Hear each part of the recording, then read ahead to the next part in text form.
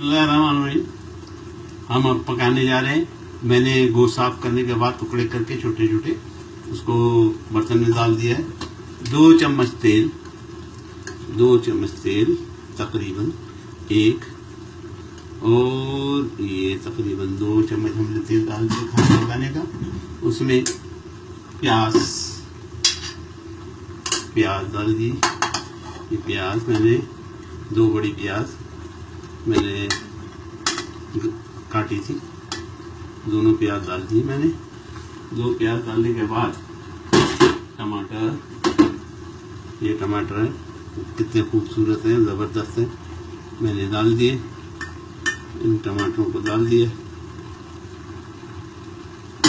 तो टमाटर डालने के बाद गरम मसाले में 2-4 काली मिर्चें, दालचीनी, लौंगे 2-4, ये तमाम मैंने चीज़ें डाल दी है इसके अंदर। और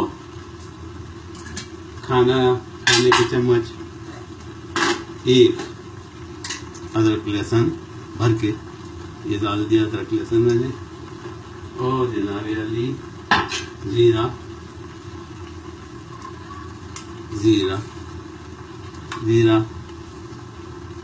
डाल दिया मैंने।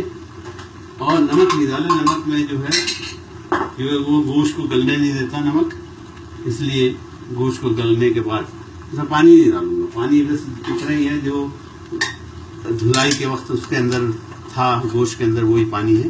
बाकी अब मैं इसको पानी नहीं डालूंगा। उसको मैं कुकर को बंद कर दूंगा।